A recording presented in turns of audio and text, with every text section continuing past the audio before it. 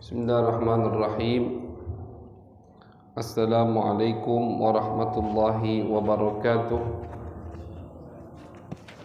Al-Fatihah ila ruh habibina wa syafi'ina sayyidina Rasulillah sallallahu alaihi wasallam wa alihi wa ashabihi wa azwajihi wa ikhwanihi minal anbiya wal mursalin.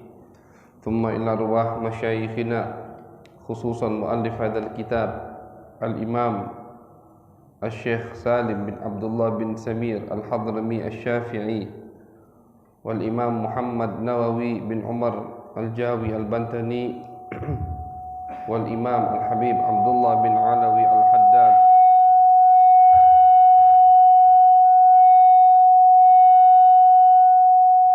wa liman lahu haqqun alaina bi anna Allah yaghfir lahum wa yarhamuhum wa yu'li darajatihim fil jannah wa yanfa'una bi asrarihim wa anwarihim wa ulumihim wa barakatihim fid dini wad dunya wal akhirah bi sirril Fatihah. A'udzu billahi minasy syaithanir rajim. Bismillahirrahmanirrahim. Alhamdulillahi rabbil alamin. Ar-Rahmanir Rahim. Maliki yaumiddin. Iyyaka na'budu wa iyyaka nasta'in. Ihdinas siratal mustaqim. Siratal ladzina an'amta 'alaihim ghairil maghdubi 'alaihim waladdallin. Amin. Alhamdulillahi rabbil alamin wa bihi nasta'in ala umurid dunya waddin. Wa sallallahu ala sayyidina Muhammad khatamin nabiyyin wa ala alihi wa sahbihi ajma'in. Qala rabbi shrah li sadri wa yassir li amri wahlul 'uqdatam min lisani yafqahu qawli wa saddid lisani wahdi qalbi bijahin nabi wal ali was sahbi. Qalu subhanaka la ilma lana illa ma 'allamtana innaka antal alimul hakim. Allahumma salli ala sayyidina Muhammad al-fatih lima ughliq wal khatim lima sabaq nasiril haqqi bil haqq wal hadi ila siratikal mustaqim wa ala alihi haqqa qadrihi wa miqdarihi al-azim. Amma ba'du. Qala al-imam al-muallif al-arif billah al-alim al-allamah faslun fi bayani miftahil jannati wa hiya kalimatut tauhidi wa kalimatul ikhlas wa kalimatun najah. Wa makna la ilaha illallah la ma'buda bihaqqin fil wujudi illallah. Alhamdulillah, ma'asyiral hadirin wal hadirat, bapak-bapak, ibu-ibu yang dirahmati oleh Allah Subhanahu wa taala.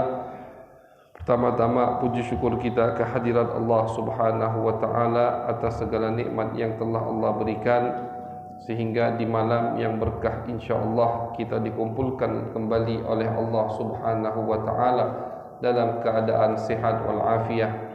Langkah kita digampangkan oleh Allah Subhanahu wa taala untuk kita hadir duduk bersama di rumah daripada rumahnya Allah Subhanahu wa taala.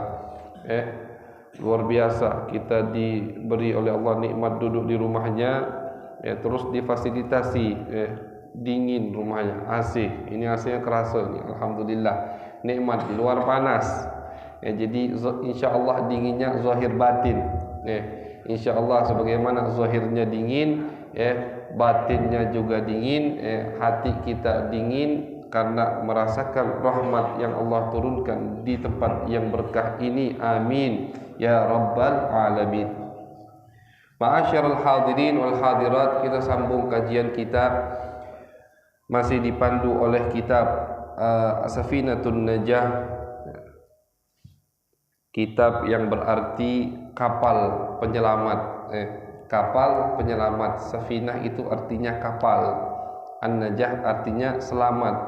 Artinya insyaallah kita yang belajar mengkaji kitab ini termasuk golongan orang-orang yang selamat, selamat di dunia dan selamat di akhirat. Amin ya rabbal alamin. Faslun. Al-Imam pengarang kitab Safinatun Najah mengatakan membahas bab yang akan kita baca, fi bayani miftahil jannah. Kata beliau, bab yang akan kita baca malam hari ini adalah bab yang menerangkan tentang kuncinya surga.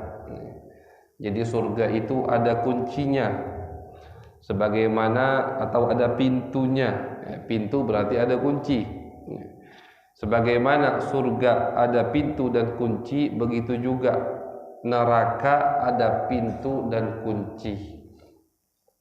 Maka Nabi besar Muhammad sallallahu alaihi wasallam beliau mengatakan, fatuba li abdin, maka beruntung sekali seorang hamba, miftahan lil khair, yang dijadikan oleh Allah penyebab untuk orang masuk ke surganya Allah, penyebab untuk orang masuk ke pintu.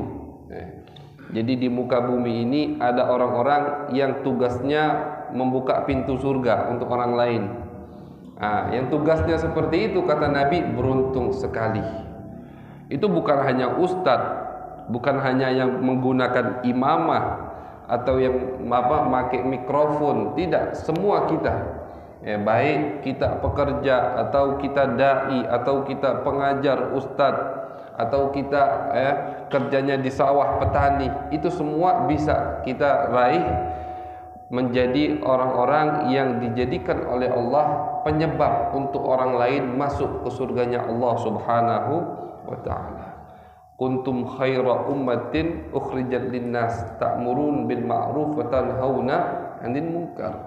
Kalian itu sebaik-baiknya umat, kata Allah Subhanahu wa ta'ala. Sebaik-baiknya umat disebutkan sifatnya oleh Allah, yang mengajak orang amal baik dan menjauhkan, mencegah orang untuk beramal maksiat. Yang diajak bicara di dalam Al-Quran ini bukan hanya dai, bukan hanya ustadz, bukan hanya pengajar, tapi semua umat Nabi besar Muhammad sallallahu alaihi wasallam. Tugas kita adalah mengajak orang ke amal baik, menjauhkan orang dari amal maksiat sebisa mungkin, tapi jangan pengen ngajak orang amal baik akhirnya jadi berantem bebala, tidak usah. Karena kita misalkan tidak diterima omongannya, sudah, sebisa mungkin, semaksimal mungkin kita ajak orang untuk beramal baik, taat kepada Allah Subhanahu wa ta'ala. Karena tadi kata Nabi, beruntung sekali orang yang jadi miftahul jannah, orang yang menjadi pintu untuk orang lain masuk ke surganya Allah Subhanahu wa ta'ala. Karena ini tugas dari Nabi Muhammad sallallahu alaihi wasallam. Nabi itu paling suka dengan orang yang banyak menyelamatkan umat Nabi. Itu kalau kita pengen tahu bagaimana Habib, Ustadz, aku ini pengen satu amalan yang paling disenangi oleh Nabi. Itu termasuk amalan yang paling disenangi oleh Nabi adalah kita menjadi penyelamat umat Nabi besar Muhammad sallallahu alaihi wasallam. Jadi miftahul jannah, jadi pintu surga untuk orang lain. Itu paling disenangi oleh Nabi. Kenapa? Karena yang paling dikhawatirkan oleh Nabi, umatnya masuk ke dalam api neraka. Itu yang paling dikhawatirkan. Beliau itu sebelum meninggal pun, sebelum akhir daripada ruhnya, nafasnya, itu yang disebut sama beliau, umatku. Bagaimana nanti umatku di hari akhir? Bagaimana nanti umatku yang jauh dari aku? Nah, kalau kekhawatiran Nabi besar Muhammad tidak terjadi dengan adanya kita mengajak orang lain untuk beramal baik menjadi penghuni surga, berarti kan kita paling disenangi oleh Nabi besar Muhammad sallallahu alaihi wasallam. Dan sekali lagi, ini bukan tugas hanya untuk ustaz, untuk semua orang bisa menjadi penyelamat umat Nabi besar Muhammad sallallahu alaihi wasallam. Diceritakan di negara Yaman ada satu Habib yang bernama Al-Habib Ahmad bin Umar bin Sumaid. Beliau ini terkenal da'i ilallah, terkenal sering mengajak orang beramal baik. Akhirnya ada salah satu orang bermimpi ketemu Nabi besar Muhammad sallallahu alaihi wasallam. Orang tadi bertanya, "Ya Rasulullah, sekarang ini orang yang paling kau cintai siapa?" Tanya sama Nabi di dalam mimpi, "Yang paling kau cintai siapa ya Rasulullah sekarang?" Dijawab sama Nabi, "Yang paling aku cintai," kata Nabi, "sekarang ada orang yang bernama Ahmad bin Umar bin Sumaid." Bangun orang tadi dari mimpi, dicari mana ini yang namanya Ahmad. Ketika ketemu, dilihat, diperhatikan apa amal khusus yang dilakukan oleh Ahmad, sehingga dia mendapatkan posisi dicintai oleh Nabi besar Muhammad SAW. Kalau posisi mencintai itu gampang, yang susah itu dicintai. Semua orang bisa mengaku cinta kepada Nabi, tapi Nabi cinta tidak kepada dia. Begitu, itu yang susah, ya kan? Kalau kita cinta gampang, dicintai. Jadi al-muhib wal mahbub beda. Maqamul muhib sama maqamul mahbub beda. Maqamul muhib itu kedudukan orang yang cinta, bagus, ya. Jelas bagus orang yang cinta sama Nabi dengan orang yang tidak cinta sama Nabi, jelas jauh, ya. Bagus orang yang cinta sama Nabi Muhammad sallallahu alaihi wasallam. Cuma di atas maqam muhib, orang cinta kepada Nabi, ada maqam yang lebih tinggi lagi, yaitu maqam al-mahbubiyah. Maqam orang yang dicintai oleh Nabi Muhammad sallallahu alaihi wasallam. Kita kalau sudah sampai kedudukan ini sudah luar biasa. Insyaallah hidup kita pasti terjamin semua. Maqam al-mahbubiyah. Orang kalau sudah dicintai, walaupun amal ibadahnya sedikit, cuman dia orang yang dicintai. Begitu. Makanya al-Imam Abdul Hasan Asy-Syadzili, imam besar di zaman beliau, ketua Sufiyah, beliau termasuk doanya di dalam Hizbul Bar. Beliau punya karangan hizib munajah kepada Allah Subhanahu wa taala, wirid istilahnya. Termasuk daripada munajat beliau kepada Allah, ya Allah, ij'al sayyiati man ahbabta wa la taj'al hasanati man abghadta. Ya Allah, jadikanlah sayyiati, perbuatan jelekku, karena semua orang pasti melakukan perbuatan salah. Namanya manusia pasti ada salahnya. Tapi ya Allah, tolong jadikan perbuatan jelekku ini termasuk dari perbuatan orang yang kau cintai. Jadi walaupun aku melakukan maksiat, melakukan pelanggaran, tapi tolong tetap cintai aku ya Allah. Kebalikannya tidak diinginkan. Dan jangan jadikan perbuatan baikku, amal ibadahku, tapi kau benci. Jadi terkadang ada orang yang berbuat baik tapi dia dibenci oleh Allah Subhanahu wa taala. Berarti amal baiknya itu istidraj, hanya diulur sama Allah Subhanahu wa taala. Zahirnya baik tapi batinnya tidak diterima oleh Allah Subhanahu wa taala. Jadi yang dituju sama ulama, para aulia, itu maqam al-mahbubiyah. Kita dicintai oleh Allah dan dicintai oleh Nabi besar Muhammad sallallahu alaihi wasallam. Nah, ini Habib Ahmad tadi makamnya sudah makam mahbubiyah, sudah dicintai oleh Nabi besar Muhammad sallallahu alaihi wasallam. Ketika orang yang bermimpi tadi bangun, dicari Habib Ahmad, diperhatikan apa amalnya Habib Ahmad. Ternyata amalan beliau bukan banyak wirid, bukan banyak baca Quran, bukan banyak sholatnya, tapi banyak mengajak orang untuk beramal baik. Itu amalan beliau. Keliling ke kampung-kampung beliau, mengajak orang amal baik. Apa kalau ada kegiatan di masjid, ajak tetangga-tetangganya. Itu termasuk cara kita. Ada kegiatan rutinan di masjid, tetangga kita tidak tahu, kasih tahu. Oh, setiap bulannya di masjid kita punya rutinan majlis taklim. Ini kan termasuk kita mengajak orang.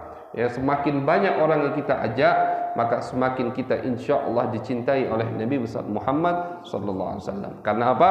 Karena tadi surga ada pintunya, begitu juga neraka ada pintunya. Beruntung kata Nabi orang yang menjadi pintu daripada surganya Allah, dan celaka orang yang menjadi pintu dari nerakanya Allah Subhanahu wa ta'ala. Itu celaka sekali. Gara-gara kita orang maksiat, gara-gara kita orang jadi pecandu, gara-gara kita orang jadi melanggar perintah Allah Subhanahu wa ta'ala. Na'udzubillah min dalik. Sudah dosa, kita sudah kena dosa, dosanya kena kita lagi. Di riwayat lain Nabi mengatakan, man sanna fil Islam sunnatan hasanah kana lahu ajruha wa ajru man amila biha. Setiap orang yang memulai satu pekerjaannya baik. Misalkan di masjid ini sebelumnya belum ada rutinan majlis taklim, misalkan. Tapi pengurus yang baru, ya, anak-anak muda yang generasi yang baru yang mengadakan majlis taklim. Nah, ini kan berarti mereka yang pertama kali memulai ada rutinan majlis taklim. Kita yang hadir pertama kali yang memulai rutinan ini, yang meramaikan. Misalkan rutinan ini berlanjut selama 200 tahun ke depan. Misalkan yang hadir di sini udah tak katik lagi, misalkan 200 tahun ke depan. Itu yang hadir di majlis taklim di masjid ini 200 ke depan, pahalanya kita yang sudah meninggal di kubur juga dapat. Kenapa kita dapat? Karena kita pertama yang memulai.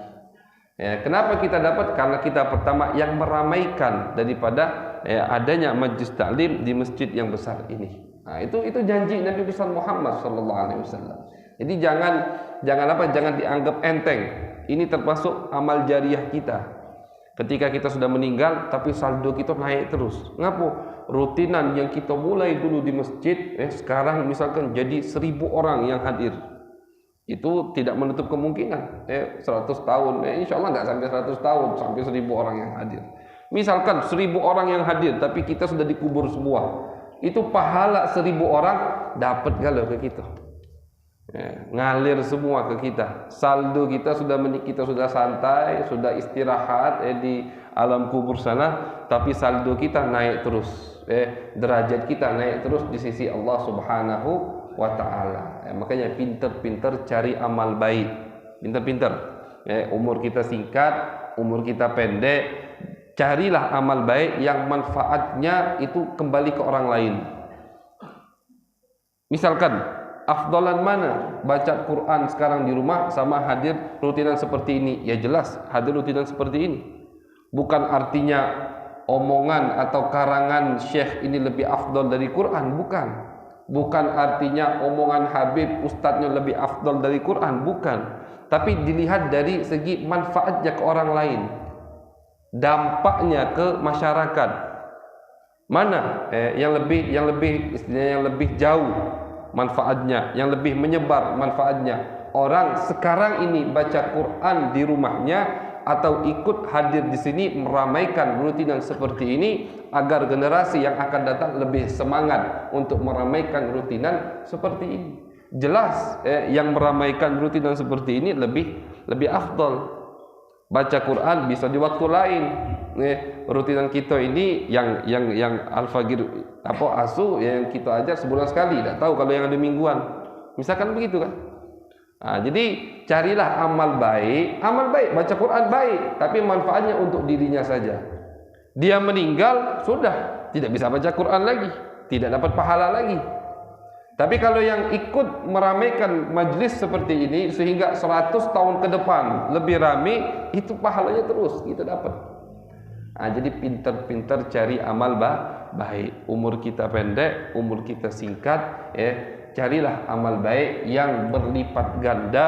Carilah amal baik yang walaupun kita sudah tidak ada, pahalanya terus mengalir ke kita. Maka dari itu kenapa orang yang mengajak orang lain ke amal baik sangat disukai oleh Nabi. Selain dia menyelamatkan umat Nabi, juga dia banyak pahalanya, tinggi kedudukannya di sisi Allah Subhanahu wa taala. Tapi sebaliknya, naudzubillah min dzalik. Kata Nabi, kalau ada orang yang memulai satu perbuatan maksiat kepada Allah, gara-gara dia masyarakat setempat jadi pecandu narkoba misalkan, itu hati-hati. Setiap orang yang pecandu dosa, dan dosanya juga kena kepada yang pengedar tadi, yang gara-gara dia jadi pecandu, gara-gara dia orang tidak sholat wajib misalkan, gara-gara dia orang buka aurat misalkan. Penyebab daripada orang melakukan maksiat kepada Allah, penyebab daripada orang masuk ke neraka Allah, sudah dia kena dosa, juga dia kena dosa orang yang melakukan perbuatan tersebut. Sampai di situ tidak, 100 tahun lagi perbuatan itu masih ada, pencetusnya kena terus. Jadi yang suka mencetuskan maksiat-maksiat kepada Allah, walaupun dia sudah dikubur, terus dosanya nambah. Tidak pernah istirahat dia dari azab malaikat. Kenapa? Dosanya nambah terus. Dia sudah mati, sudah meninggal, tapi tetap dosanya nambah. Kenapa nambah? Karena gara-gara dia orang 100 tahun ke depan masih melakukan perbuatan itu. Na'udzubillah min dzalik. Jadi hati-hati. Mendingan kalau nak berbuat dosa kita dewe. Kenapa kalau kita dewe? Kita mati, kita meninggal, selesai. Ini tidak. Kalau dosa yang kita buat ditiru sama yang lain, ditiru sama generasi ke depan, bayangkan setiap orang yang melakukan, yang menirunya, dosanya kita kena. Dia dosa, tapi kita juga kena dosanya persis, tidak dikurangi oleh Allah Subhanahu wa taala. Na'udzubillah min dzalik. Maka dari itu lebih mengatakan tuba, beruntung yang menjadi pintu daripada pintunya surga Allah Subhanahu wa taala, dan celaka daripada orang yang menjadi pintu neraka, penyebab orang-orang lain masuk ke neraka Allah Subhanahu wa taala. Jadi surga itu ada pintunya. Surga ada pintunya, yang mana pintu surga tadi tidak dibuka kecuali oleh Nabi besar Muhammad sallallahu alaihi wasallam. Semua orang dari Nabi Adam sampai Nabi Isa itu tidak bisa masuk surga sebelum Nabi yang membuka pintu surga.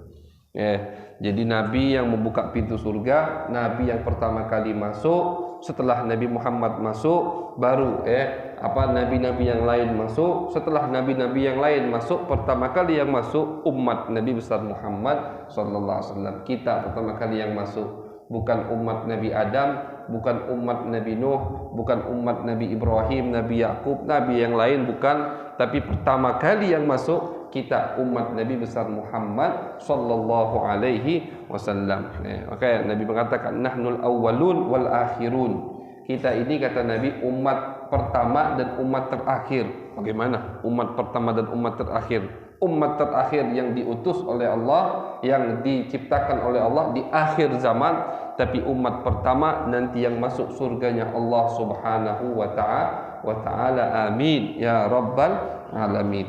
Sekarang yang akan kita bahas termasuk daripada kunci surga Allah, termasuk daripada pintu untuk kita bisa masuk ke surganya Allah Subhanahu wa taala. Wahia kalimatut tauhid, adalah kalimat yang menunjukkan makna tauhid, mengesahkan Allah Subhanahu wa taala. Wa kalimatul ikhlas, dan kalimat yang menunjukkan kita beramal ikhlas hanya untuk Allah Subhanahu wa taala. Wa kalimatun najah, dan kalimat penyelamat. Karena ketika seseorang mengucapkan kalimat tersebut dan dia yakini dia akan selamat dari api neraka Allah Subhanahu wa taala, apa kalimat tersebut? Adalah la ilaha illallah. Tiada Tuhan selain Allah Subhanahu wa taala. Jadi kalau ada orang yang baru ingin masuk Islam, cepat-cepat dia suruh dia mengucapkan 2 kalimat syahadat atau mengucapkan la ilaha illallah Muhammadur Rasulullah. Kenapa? Karena kalimat ini penyelamat agar dia tidak kekal abadi di api neraka. Seseorang muslim, seorang mukmin, kenapa tidak kekal abadi di api neraka? Karena di dalam hatinya ada kalimat la ilaha illallah. Seburuk apapun, sezalim apapun dirinya, serakus apapun dirinya, kelak di hari kiamat, walaupun dia masuk neraka Allah, dicuci sama Allah Subhanahu wa taala, tapi selagi di hatinya ada kalimat la ilaha illallah, pasti akan keluar dari api neraka dan pasti akan masuk surganya Allah Subhanahu wa taala. Kenapa? Kalau ada kalimat la ilaha illallah. Jadi kalimat la ilaha illallah ini menyelamatkan kita dari kekal abadi di api neraka. Itu kalimat la ilaha illallah, penyelamat kita, yang menjadikan jiwa kita mulia di sisi Allah Subhanahu wa taala, yang menjadikan darah kita haram untuk ditumpahkan oleh orang lain. Itu kalimat la ilaha illallah. Suatu hari di dalam satu peperangan yang dikirim oleh Nabi besar Muhammad SAW, pasukan dikirim oleh Nabi. Di pasukan tersebut ada sahabat yang bernama Usamah. Usamah ini bin Zaid. Usamah ini sahabat, termasuk sahabat yang sangat dicintai oleh Nabi besar Muhammad SAW. Usamah namanya. Terjadilah peperangan. Sudah jadi peperangan, saling main pedang. Akhirnya Usamah berlawan dengan satu orang musyrik, orang kafir. Ini orang kafir sudah terpojok, pedangnya jatuh udah. Artinya kalau pedangnya nyampak, ya sudah, tinggal ditebas sama Usamah. Akhirnya ketika Usamah ingin menebas kepala orang musyrik tadi, dia ucapkan kalimat La ilaha illallah. Dia ucapkan kalimat La ilaha illallah. Menurut Usamah, ini orang mengucapkan kalimat La ilaha illallah karena takut mati, ya kan? Biar selamat dari pedangku, dia mengucapkan kalimat La ilaha illallah. Akhirnya tetap ditebas sama Usamah, dibunuh orang tadi. Sampailah kabar ini kepada Nabi besar Muhammad SAW. Ketika pasukan tadi pulang ke kota Madinah, terdengar cerita ini oleh Nabi besar Muhammad SAW. Dipanggil sama Nabi Usamah, panggil sama Nabi, dimarahi sama Nabi besar Muhammad SAW. Ya Usamah, wahai Usamah, bagaimana nanti ketika di akhirat kalimat La ilaha illallah menghujatmu? Bagaimana ketika kalimat La ilaha illallah yang dia ucapkan menghujatmu di akhirat? Kenapa kau bunuh? Kata Nabi begitu. Ya Rasulullah, Usamah menyebutkan alasannya, dia mengucapkan La ilaha illallah itu ketika udah di ujung pedangku, udah kalah, udah terpojok, tetap Nabi marah. Kata Nabi, asyaqaqta an qalbihi, apakah kau bisa membelah dadanya sehingga kau tahu dia jujur atau bohong? Itu bukan urusan kita, kata Nabi. Selagi dia sudah mengucapkan La ilaha illallah, itu maka haram untuk kita menumpahkan darahnya, kata Nabi besar Muhammad SAW. Jadi Usamah dimarahi sama Nabi. Sampai-sampai kata Usamah, sampai aku berharap waktu itu aku belum lahir, atau waktu itu aku belum sempat masuk Islam. Kenapa? Saking marahnya Nabi besar Muhammad SAW. Ini mulianya orang yang mengucapkan kalimat La ilaha illallah. Jadi kalau ada kelompok yang menggampangkan atau membunuh semua orang yang tidak sepemahaman dengan dia, walaupun orang tadi sholat, walaupun orang tadi zikir La ilaha illallah, ini berarti siap-siap bakal dihujat, bakal dipertanyakan di akhirat, diminta pertanggungjawaban oleh kalimat La ilaha illallah. Kata Nabi, kalau sudah ada orang yang mengucapkan La ilaha illallah, hurima minni dima'uhum wa amwaluhum, tak boleh hartanya, tak boleh kita usik, kata Nabi. Darahnya tak boleh kita tumpahkan, harga dirinya harus kita jaga. Sudah, dia termasuk daripada kita, ikhwanul muslimin, saudara kita seislam, seagama, walaupun hatinya tetap kafir kepada Allah. Walaupun dengan bukti di zaman Nabi itu banyak munafik di Madinah. Munafik bukan munafikan, bukan munafik betulan. Munafik yang hatinya kafir, munafik yang di belakang Nabi musuhi Nabi, munafik yang mencari celah untuk menjatuhkan bahkan membunuh Nabi besar Muhammad SAW. Tapi bibirnya mengucapkan dua kalimat syahadat, bibirnya mengucapkan La ilaha illallah. Apakah sama Nabi dibunuh? Dan Nabi tahu itu, bukan Nabi tidak tahu, Nabi tahu, diberitahu sama Allah, wahai Muhammad, ini munafik, ini tahu semua Nabi. Tapi apakah dibunuh sama Nabi? Tidak. Kenapa? Li'anna Nabi yahkumu bidzawahir. Karena Nabi menghukumi secara zahir. Zahirnya Islam. Urusan batinnya, urusan hatinya itu antara dia dan Allah Subhanahu wa ta'ala. Jadi ketika seseorang mengucapkan kalimat La ilaha illallah, maka dia selamat. Selamat di dunia dari hukuman dibunuh oleh orang muslim, atau ditawan ketika peperangan, dirampas hartanya, dijadikan tawanan anak istrinya, selamat. Kenapa? Karena dia sudah mengucapkan kalimat La ilaha illallah. Di akhirat selamat dari apa? Selamat dari kekal abadi di api neraka. Selamat dari kekal abadi di api neraka. Walaupun misalkan banyak perbuatan dosanya, setelah dia dicuci sama Allah, kan dicuci bahasanya sama Allah di api neraka, baru dia diangkat dan dimasukkan ke surganya Allah Subhanahu wa ta'ala. Cuman kita janganlah jadi hamba yang dicuci sama Allah. Jangan. Kita berharap jadi hamba yang bahkan tidak melihat api neraka, insyaallah. langsung cepat masuk ke surga tanpa hisab dari Allah Subhanahu wa taala. Amin ya rabbal alamin. Karena ada kata Nabi puluhan ribu dari umatku yang akan masuk surga tanpa hisab. Allahumma ja'alna minhum. Mudah-mudahan kita dijadikan oleh Allah Subhanahu wa taala dari hamba-hamba tersebut masuk surga tanpa hisab, bangkit langsung masuk surga, seakan-akan tidak terjadi apa-apa berkat Nabi besar Muhammad sallallahu alaihi wasallam. Jadi kalimat penyelamat tadi apa? La ilaha illallah. Dan kalimat ini kalau kita baca cerita Nabi Adam di dalam riwayat hadisnya, itu terukir di surga sana kalimat la ilaha illallah. Cuman bukan hanya la ilaha illallah, ada sambungannya Muhammadur Rasulullah. Ketika Nabi Adam berbuat kesalahan, ada kesalahpahaman dari Nabi Adam, beliau bertaubat kepada Allah menggunakan bertawassul kepada Nabi besar Muhammad sallallahu alaihi wasallam. Nabi Adam itu kan pernah berbuat kesalahan. Kata Allah, jangan makan buah ini.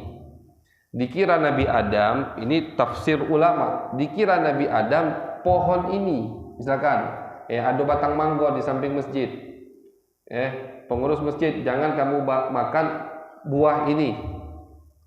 Dikira Nabi Adam hanya pohon yang di samping masjid, begitu. Tapi pohon yang lain boleh dimakan. Itu kesalahpahamannya yang menurut ulama.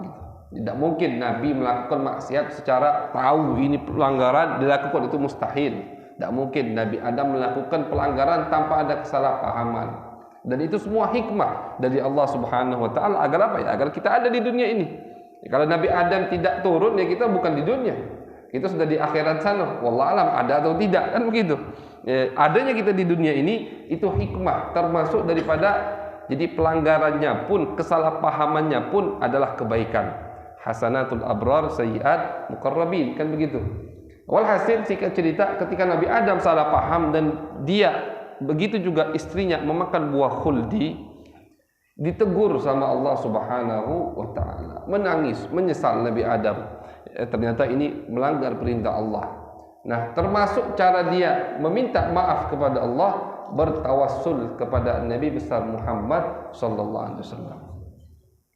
Ya Allah, demi Muhammad hamba yang paling kau cintai, tolong ampuni dosaku. Ditanya sama Allah, Allah tahu ini, Allah tahu, cuman Allah hanya ingin membuat ada muhawarah, ada percakapan untuk menampakkan kedudukan Nabi besar Muhammad sallallahu alaihi wasallam. Kata Allah Subhanahu wa taala, wahai Adam, min aina arafta Muhammad walam khalaqtuh? Dari mana kau tahu ada yang namanya Muhammad padahal belum aku ciptakan? Kan belum. Nabi Muhammad itu kan jauh setelah Nabi Adam. Jasadnya, walaupun ruhnya atau nur Muhammad itu sudah ada sebelum Nabi Adam alaihi wassalam. Dari mana kau tahu wahai Adam? Apa jawab Nabi Adam? Ya Allah, aku tahu nama Muhammad karena ketika aku di surga sana, setiap melihat bangunan yang indah, bangunan yang bagus, tiang-tiang yang indah, itu terukir di atasnya la ilaha illallah Muhammad Rasulullah. Jadi itu ukiran yang ada di surga sana. Jadi kalau kita nak ngukir rumah kita, nak masang stiker di mobil, stiker itu bagus, la ilaha illallah Muhammad Rasulullah. Ukiran rumah daripada masang stiker foto yang tidak jelas, masang stiker misalkan tulisan-tulisan yang tidak ada artinya, apalagi yang gambar-gambar yang porno, itu kan ada sekarang. Stikernya, gambarnya di belakang mobilnya gambar perempuan yang tidak membuka aurat, itu kan tidak bagus. Pasang stiker ukiran yang udah ada di surga sana. Apa ukirannya? La ilaha illallah Muhammad Rasulullah. Jadi itu semua ukiran di surga seperti itu. Kata Nabi Adam, ya Allah, aku tahu ketika kau sandingkan nama satu makhluk kepada namamu, dan setiap ukiran pasti itu. Tidak ada yang hanya la ilaha illallah. Pasti setiap ukiran la ilaha illallah disambung Muhammad Rasulullah. Aku yakin dari situ ya Allah bahwasanya Muhammad adalah makhluk yang paling kau cintai. Karena setiap ada namamu pasti ada namanya. Tidak mungkin kalau ada namamu ada namanya dia bukan yang paling kau cintai. Maka berkat dia ya Allah, demi kedudukannya ya Allah, tolong ampuni perbuatan kesalahanku yang sudah aku lakukan. Sama Allah diampuni berkat Nabi besar Muhammad sallallahu alaihi wasallam. Jadi Nabi Adam pun sudah tawassul kepada Nabi besar Muhammad sallallahu alaihi wasallam. Jadi apa namanya? La ilaha illallah itu termasuk ukiran yang ada di surga sana. Ya, termasuk ukiran yang ada di surga sana. Ya, jadi kalau kita apa namanya ingin mukir rumah atau masang stiker, pasanglah, tirulah ya stiker atau ukiran yang sudah ada di surga, yaitu la ilaha illallah Muhammad Rasulullah sallallahu alaihi wasallam. Ya, disebutkan di sini bahwasanya dzukirat fil Quran fi 37 mawdi'an. Ya, kalimat la ilaha illallah itu sudah disebutkan di dalam Al-Quran sebanyak 37 kali atau 37 tempat di dalam kitab suci Al-Quran. Wa fadailuha la tuhsa, keutamaannya tidak terhitung, kata ulama. Ya, Imam Nawawi mengatakan di sini, ya, keutamaannya tidak terhitung. Keutamaan dari orang yang mengucapkan zikir la ilaha illallah, termasuk keutamaannya minha qauluhu sallallahu alaihi wasallam, sabda Nabi besar Muhammad sallallahu alaihi wasallam, man qala la ilaha illallah thalatha marrat fi yaumihi kana lahu kaffarah likulli dhanbin asabahu fi dzalikal yaum. Barang siapa yang mengucapkan la ilaha illallah 3 kali dalam sehari, cuma 3 kali, maka itu adalah penebus daripada dosanya yang dia lakukan di hari tersebut. 3 kali cuman. Ya, kita tadi udah berapa kali mengucapkan la ilaha illallah, ya, tapi tetap kata ulama yang dimaksud dosa di sini dosa kecil, as-saghair, yang tidak dibutuhkan untuk taubat atau dengan taubat. Jadi ada dosa besar, ada dosa kecil, kan begitu. Ya, dosa besar itu yang ada sanksinya di dalam Al-Qur'an, itu dosa besar. Ya, ulama khilaf, apa sih dosa besar? Patokannya apa? Dosa besar, dosa kecil. Ya, sebagian ulama mengatakan patokan dosa besar dan dosa kecil, dosa besar itu yang disebutkan di dalam Al-Quran sanksinya atau hukumannya. Misalkan orang berbuat zina, besar atau kecil? Besar. Kenapa? Karena di Al-Quran disebutkan sanksinya, hukumannya. Yang berbuat zina kalau masih perjaka, perawan dicambuk 100 kali. Kalau sudah menikah dia rajam, dilempari dengan batu sampai dia meninggal, kan begitu. Mencuri besar atau kecil? Dosa besar. Kenapa? Karena di Al-Quran disebutkan hukumannya, tangannya dipotong. Membunuh tanpa hak, besar atau kecil? Dosa besar. Karena hukumannya disebutkan di Al-Quran, dibunuh kembali, qisas. Jadi setiap perbuatan dosa yang di Al-Quran disebutkan hukumannya, maka itu dosa besar. Selain itu semua dosa kecil. Nah, dosa kecil inilah yang dihapus dengan kita wudu. Wudu batal, wudu lagi. Nah, itu penghapus dosa kita.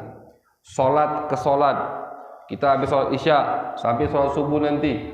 Kalau di malam hari ini ada perbuatan dosa kecil yang kita lakukan, maka dengan kita salat subuh, maka perbuatan dosa kecil tadi dihapus sama Allah Subhanahu wa taala. Jumat ke Jumat, yang salat Jumat kemarin, nanti minggu depan dia salat Jumat lagi, ada perbuatan dosa kecil di seminggu itu diampuni, dihapus oleh Allah Subhanahu wa ta'ala. Tapi kata ulama, la saghirata ma'al israr wala kabirata ma'al istighfar. Dosa kecil kalau terus menerus dilakukan maka jadi dosa besar gitu. Dosa kecil tapi dia deres melakukannya, demen, jadi adat dia, itu udah berubah jadi dosa besar. Bukan karena dosanya, tapi karena apa? Karena dia berani lancang melanggar perintah Allah walaupun itu kecil, begitu.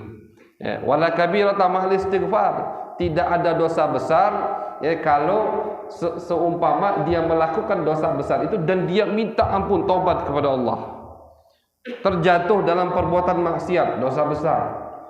Taubat dia, nangis minta ampun kepada Allah, niat, syurut-syurut taubat, cara-cara taubat dilakukan semua sama dia, menangis, niat tidak mau melakukannya lagi, menyesal, dijauhi itu perbuatan, maka itu kabirah, dosa besar, diampuni sama Allah Subhanahu wa ta'ala. Terjatuh lagi, misalkan di hari yang sama, walaupun kata ulama di hari yang sama terjatuh dia di dalam perbuatan tersebut 40 kali.